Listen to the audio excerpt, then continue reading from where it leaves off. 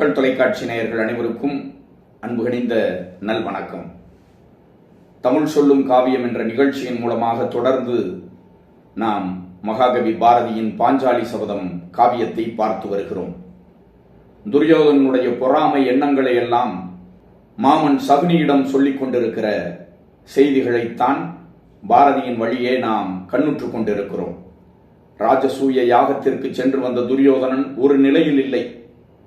அங்கே பார்த்த பொன்னையும் பொருளையும் வைரத்தையும் வைடூரியத்தையும் இன்னும் பல்வேறு பொருட்குவியல்களையும் பல தேசத்தார் வந்து தர்மனுடைய காலடியிலே பணிந்து கிடந்த அந்த செய்திகளை எல்லாம் மாமனிடம் சொன்னதோடு மட்டுமல்லாமல் அவன் மனதை பாதித்த பல்வேறு கூறுகளை பற்றி இங்கே விரிவாக கூறுகின்றான். கண்ணனுக்கு முதல் மரியாதையை தந்தார்கள். எதிர்த்து கேட்ட சிசுபாலனை மந்திரத்தால் கொன்றார்கள். இன்னும் என்னுடைய உயிர் நண்பன் ஜராசந்தனை அவர்கள் வதைத்தார்கள் என்பது என்னால் மறக்க முடியாது. என் நண்பன் ஜராசந்தன் மகத நாட்டு மன்னன். அந்த மகத நாட்டு மன்னனாகிய ஜராசந்தன் அவன் ஒரு விபரீதமானவன்.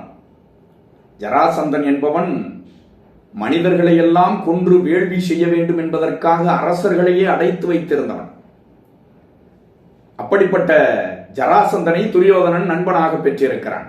ஒரு தீயவன் ஒரு தீயவனைத்தானே நண்பனாக பெற முடியும். துரியோதனன் மாமனாகிய சகுனியிடம் சொல்லுகின்றான், என் உயிர் நண்பன் ஜராசந்தனை கொன்றார்கள், துவம்சம் செய்தார்கள். ஜராசந்தனை குறிப்பாக கொன்றது யார்? பீமன். இரு கூறுகளாக மல்யுத்த போட்டியிலே இரு கூறுகளாக உடலை கிழித்து பிய்த்தெறிந்து தலைமாடு கால்மாடு மாற்றி மாற்றி எரிந்து பீமனால் கொல்லப்பட்டவன் ஜராசந்தன், மகத நாட்டு மன்னன்.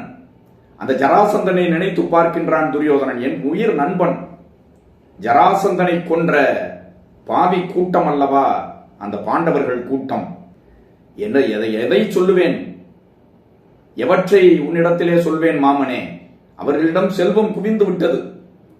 துரியோதனனிடம் மிகப்பெரிய செல்வம் இருக்கிறது, அது அவனுக்கு பெரிதாக தெரியவில்லை. அவர்களுக்கு வந்து சேர்ந்த செல்வத்தை பார்த்து பொறாமைப்படுகின்றான் துரியோதனன். செல்வம் அவர்களிடம் கொட்டி கிடக்கிறது. உலகச் செல்வங்களை எல்லாம் வாரி திரட்டி உருட்டி கொண்டு வந்து தர்மனுடைய காலடியிலே சேர்த்திருக்கிறார்கள். அவன் பணக்காரனாகிவிட்டான், உலக பணக்காரனாகிவிட்டான். பணக்காரனுக்கு இனி பணிவு வருமா? பணக்காரனை சுற்றி மற்றைய தேசத்தார்கள் எல்லாம் துதி பாடுவார்கள். காசு இருந்தால் இந்த உலகத்திலே மரியாதை வந்துவிடும். துரியோதனன் சொன்னாலும் கூட அதிலே உண்மை இருக்கிறது. அவன் சொல்வது உண்மை என்றாலும் கூட அவன் பொறாமையினுடைய உச்சத்தால் சொல்லுகிற, மனம் காய்ந்து தீய்ந்து மனம் வெம்பி சொல்லுகின்ற வார்த்தை. அவர்கள் பண்பாளர்கள் பாண்டவர்கள். ஆனால் இவன் என்ன சொல்லுகின்றான்? அவர்களிடம் பணம் கொட்டி கிடக்கிறது. தேசத்தார்கள், இந்த உலகத்தார்கள் அத்துணை பேரும் கொண்டு வந்து பல்வேறு திரவியங்களையும் பொன்னையும் பொருளையும் பணத்தையும் கட்டுக்கட்டாக கொண்டு வந்து சேர்த்திருக்கிறார்கள். அவன் உலக பணக்காரனாக ஆகியிருக்கிறான். இனி அவனை சுற்றி துதி பாடுவதற்கு ஒரு கூட்டம் வந்துவிட்டது. அறமாவது தர்மமாவது அந்த அறத்தை தர்மத்தை சொல்லுகின்ற இலக்கியத்தின் வாயிலாக படிப்பவையெல்லாம் பொய், அவையெல்லாம் ஒரு புரட்டு மாமனே என்று பிதற்றல் மொழியினை துரியோதனன் பேச ஆரம்பித்து விட்டான். சதி செய்தார்க்கு சதி செயல் வேண்டும். என் மாமனே, இவர் தாம் என் அன்பன் சராசந்தனுக்கு முன் எவ்வகை விதி செய்தார்? அதை என்றும் என்னுளம் மறக்குமோ? இந்த மேதினியோர்கள் மறந்துவிட்டார் என்றாலும் விந்தையே, நிதி செய்தாரை பணிகுவர் மானிடர். மாமனே, எந்த நெறியினாலாவது செய்யினும் நாயன நீள் புவி துதி செய்தே அடி நக்குதல் கண்டனை மாமனே.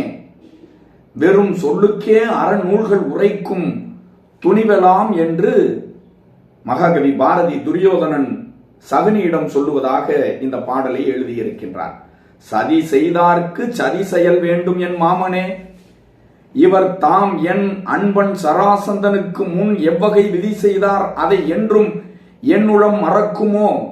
இந்த மேதினியோர்கள் மறந்துவிட்டார் இஃது ஓர் விந்தையே, நிதி செய்தாரை பணிகுவர் மானிடர் மாமனே, எந்த நெறியினாலாவது செய்யினும் நாயன நீழ்புவி துதி செய்தே அடி நக்குதல் கண்டனை மாமனே, வெறும் சொல்லுக்கே அறநூல்கள் உரைக்கும் துணிவலாம் என்று துரியோதனுடைய எண்ண கிடக்கையை தன்னுடைய மாமன் சகுனியிடம் சொல்லுகின்றான். சதி செய்தவர்களை சதியால் தான் வெல்ல வேண்டும், அதற்காகத்தான் உன்னிடத்திலே இவ்வளவு பேசிக் கொண்டிருக்கிறேன்.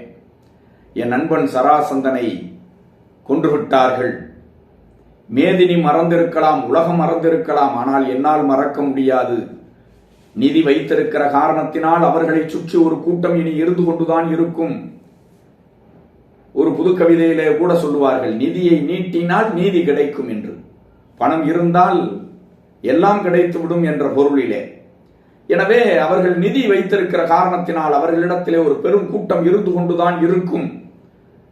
எனவே அவர்களை பழிக்கு பழி வாங்க வேண்டும் என்று சொன்னால் சதியால் தான், சூதினால் தான், வாதினால் தான், குறுக்கு வழியினால் தான் நாம் வெற்றி பெற முடியும். அதற்கு உபாயம் சொல்ல வேண்டும் மாமனே என்று சொல்லி பணத்தினுடைய தன்மையையும் இங்கே துரியோதனன் பேசுகின்றான்.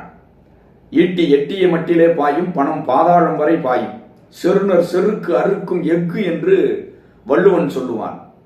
அதுபோல பணம் பந்தியிலே குணம் குப்பையிலே என்று சொல்லுவார்கள். காசேதான் கடவுளப்பா என்பார்கள்.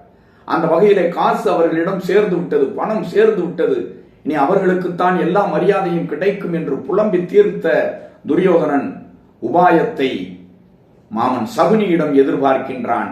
இன்னும் என்னவெல்லாம் துரியோதனன் சொன்னான். அதற்கு பிறகு மாமன் சகுனி என்ன திட்டம் தீட்ட காத்திருக்கிறான் என்பதனை நாளையிலிருந்து நாம் தொடர்ந்து சந்திக்க இருக்கிறோம். நன்றி, வணக்கம். பேராசிரியர் முனைவர் பாகை கண்ணதாசன்.